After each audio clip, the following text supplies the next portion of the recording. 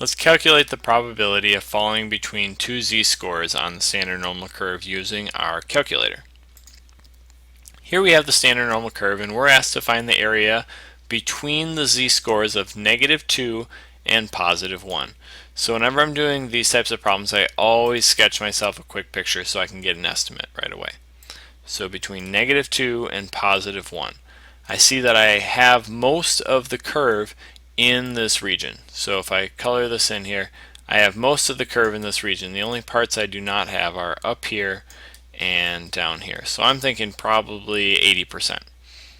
So now what I'm going to do is I'm going to identify what is the left side and what is the right side of my values, of my z-scores that I care about. And I have a -2 on the low end, a +1 on the high end.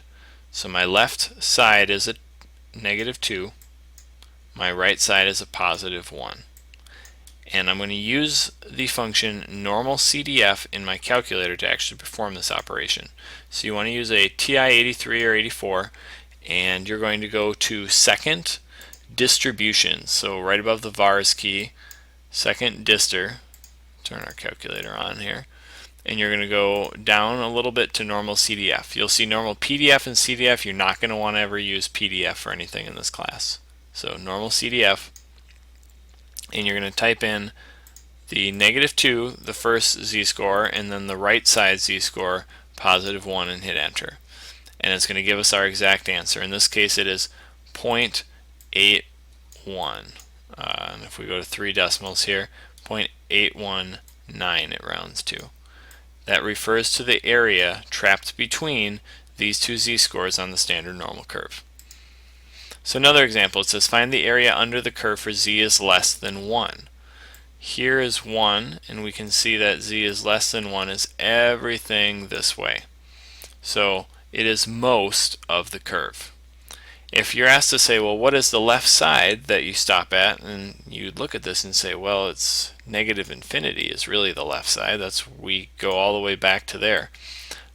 Since the TI-83s, 84s don't have an infinity key, what you can do is just pick some large number. Any large number that's negative will actually do the trick. We said that once you get past -3, things get pretty small. Since I only want to type 2 digits, I tend to use 99 as a sufficiently large number. You could type 1,000, -1,000. You could type -10 million if you wanted. On the other side, you're going to get a +1. So normal CDF, some large negative number, comma 1. So go to our distributions here, CDF, -99, 1. And this one's going to give us 0.841 as our answer. So that is the area under the curve. That is the probability that we will get a z-score less than 1. Now if you're looking for a different way to approach these types of problems when we have nice clean scores like this, remember that between -1 and +1 standard deviations is 0.68 or 68% of the area. Since it's symmetrical, that means we have 32% left between the two sides, approximately. So we have 16% over here, 16% over here. If we want to know the probability of being 1 or less, we have our middle, 0.68, tack on another 16.16, add those together, and you get 0.84. So if you're looking to do this without the calculator all the time, that is a nice shortcut for the round numbers. Going here, we have another example, z is less than -2. We draw our -2 on there, and we go down forever. Since our left side is going to be -infinity, let's pick a large negative number. And then our right side, in this case, can be negative. If we're looking to do the quick estimate, we know that between -2 and 2, we have 95% of the standard normal curve. So that leaves us with 5% or 2.5% on each tail. So if we want to know what's down here, it should be approximately 0.025. So let's use our calculator to check that real quick. We do our second distributions, and we go to normal CDF, cumulative density function if you're wondering. We do our negative large number, comma, -2, and we get 0.023. So 0.023 is the more exact estimate from our calculator. But if you use 0.025 calculating by hand, that would be a very good guess. Now let's try something where we're not given the z-score, we have to calculate it. We have a standardized test, the mean score, the average is 600, so mu is 600, and the standard deviation is 40, so our sigma here is 40.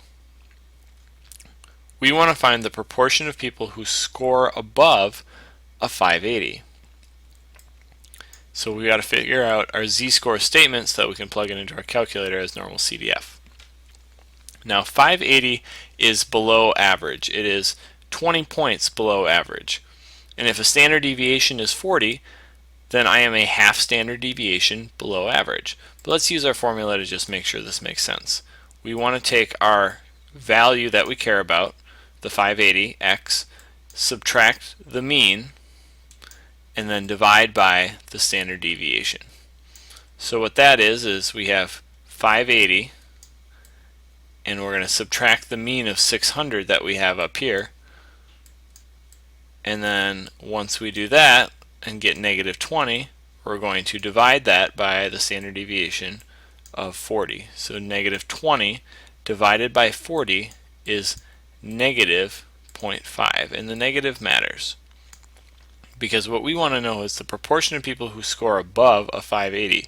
The proportion of people who score above a z-score of -0.5.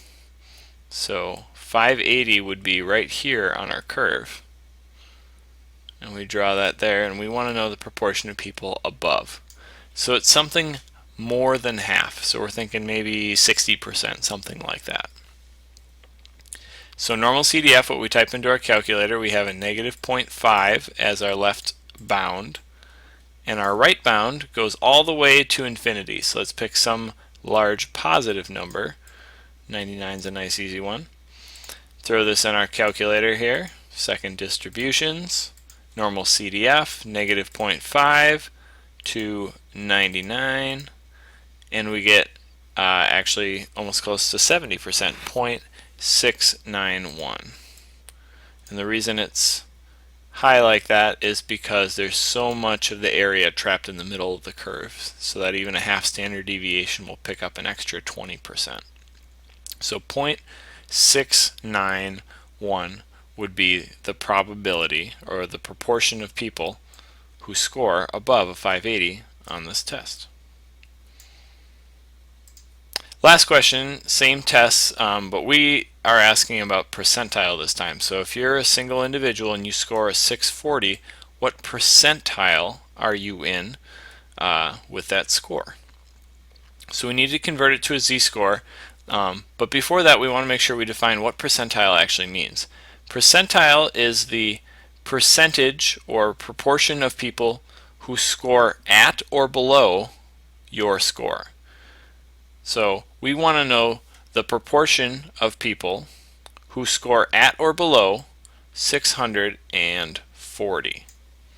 So let's go ahead and figure out what that is as a z-score first.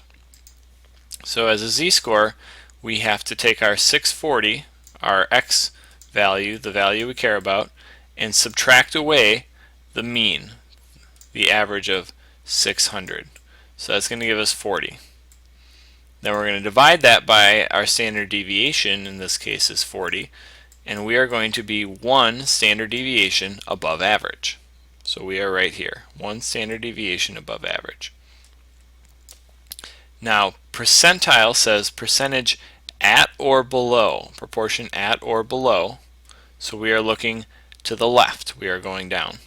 And when we draw our picture in, it becomes very clear what we need to do next. We have a left bound of negative infinity, a right bound of 1. So in our calculator, again we'll go negative large number, 99, and then right bound of 1, We calculate that, and we get 0.841. And that number might be familiar from earlier when we had a similar problem where we were going from 1 down. Whenever you are dealing with those simple cases where you have those nice round numbers, again, you can use the fact that we have 0.68 in the middle, and we have 0.16 over here on the other side of 1 standard deviation down. Add those together, we get about 84%.